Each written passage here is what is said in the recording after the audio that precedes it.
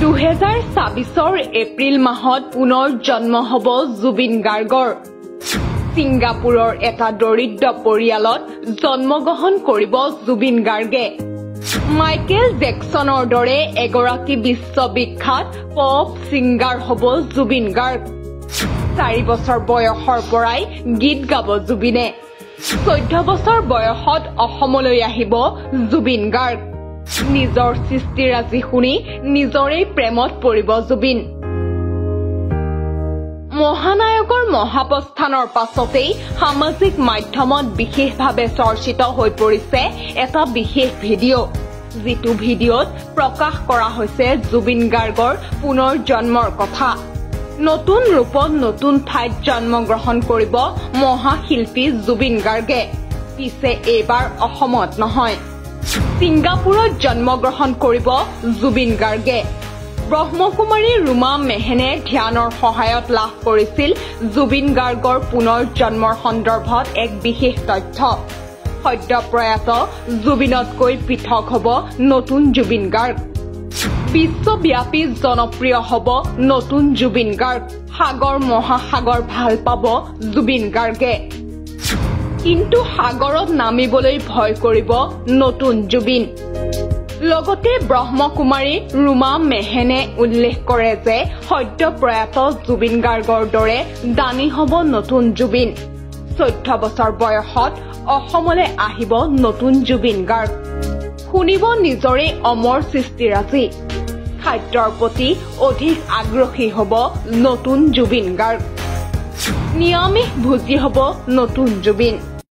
মোৰ সেই ধ্যানৰ যোগেদি মোৰ নিৰাকাৰ পৰম পিতা পৰমাত্মা ঈশ্বৰ আল্লাহ গড ভগৱানে মই তেখেতক সোধোতে তেখেতে মোক যিখিনি টাচিং কৰালে, যিখিনি স্পৰ্শ কৰালে, মেছেজ সদায় স্পৰ্শৰ আকাৰত আহে, ইনটিউশ্যনত আহে, সেইখিনি মই আপোনালোকক শুনোৱাবলৈ প্ৰয়াস কৰিছো। জেনেৰেশ্যন বিটাৰ অন্যতম নায়ক হৈ পেলাই জন্ম ল'ব। তেখেত ইংৰাজী চহৰত জন্ম ল'ব। আৰু 100% চান্স আছে ছিংগাপুৰৰ কোনো দৰিদ্ৰ পৰিয়ালত জন্ম ল'ব। শৰীৰৰ ধৰ্ম হ'ব খ্ৰীষ্টিয়ান ফেমিলিত তেখেতৰ জন্ম হ'ব। জন্মৰ তাৰিখটো মোৰ মনলৈ আহিছিল বাবে লিখি ৰাখিছো। পুনৰবাৰ কওঁ, এয়া 100% সঠিক বেসঠিক মই নাজানো, কিন্তু মোৰ ইনটিউশ্যনত যিখিনি আহিছিল মই লিখি ৰাখিছিলো।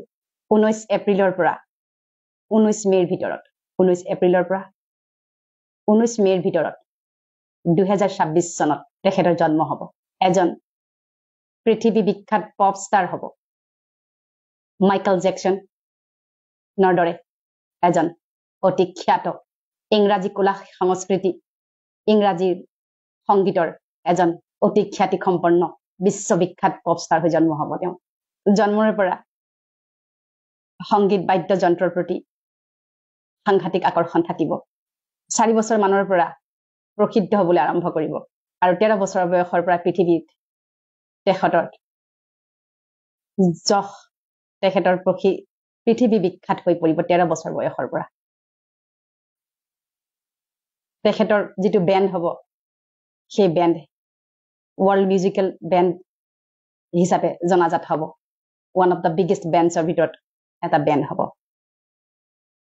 আৰু তেওঁ 14 বছৰ বয়সৰ পৰা সেই মিউজিকেল বেণ্ডটো লৈ সমগ্ৰ পৃথিৱী ৱৰ্ল্ড টুৰ কৰিব। ভাৰতবৰ্ষৰ কৃষ্টি সংস্কৃতিয়ে তেওঁক সকলো সময়তে আকৰ্ষিত কৰিব। আৰু তেখেত অসমলৈ আহিব। অসমীয়া গীতৰ ৰিচাৰ্চৰ বাবে আহিব। আৰু যেতিয়াই জুবিন প্ৰয়াত তেখেতৰ শৰীৰে গীত গাই হৈ গৈছিল, সেই গীতবোৰ শুনিলে তেওঁ ভাবুক হ'ব আৰু তেওঁ নিজেও এজন জুবিন ফেন হৈ পৰিব। আৰু তেওঁ জেনেৰেশ্যন বিটাৰ এক অন্যতম আকৰ্ষণ, অদ্ভুত আকৰ্ষণ হ'ব। এজন ফিলান্থ্ৰপি হ'ব, দানী হ'ব, দাতা হ'ব, হিউমেটেৰিয়ান হ'ব, পৰম পুণ্য পবিত্ৰ আত্মা, মানৱ দৰদী আত্মা, যাৰ হৃদয় পৃথিৱীৰ দৰে বহল। প্ৰতিজন আত্মাৰ প্ৰতি তেওঁ সদাশীল হ'ব, বিনয়ী হ'ব। সেই নিৰ্মাণকাৰী শিশু সুলভতা থকা আত্মাই বিশ্বত এইবাৰ কেৱল আমাৰ ভাৰতবৰ্ষতে নহয়, বিশ্বত তেওঁ এবাৰ জিলিকি উঠিব। আৰু সেই আত্মাৰ জন্ম হ'ব 9 মাহৰ পিছতে। যেতিয়া কন্য আত্মাৰ মৃত্যু বা জন্ম হয় পুষ্পবৃষ্টি হয় শিলাবৃষ্টিও হয় তেখেতৰ যিদিনাখন জন্ম হ'ব পুষ্পবৃষ্টি হ'ব সামান্য হলেও পুষ্পবৃষ্টি হ'বই পানীৰ প্ৰতি ভয় থাকিব যেতিয়া জন্ম হ'ব পানী ভয় বুলি ডাঙৰ ৰিষ্ট তেখেতৰ কুণ্ডলীত লিখা থাকিব সাগৰ মহাসাগৰ ভাল পাব কিন্তু নামিবলৈ ভয় কৰিব তেওঁ বেছি এয়াৰ ট্ৰেভেল কৰিব সামুদ্ৰিক ট্ৰেভেল কম কৰিব আৰু দেখা গৈছে ভেজিটেৰিয়ান হ'ব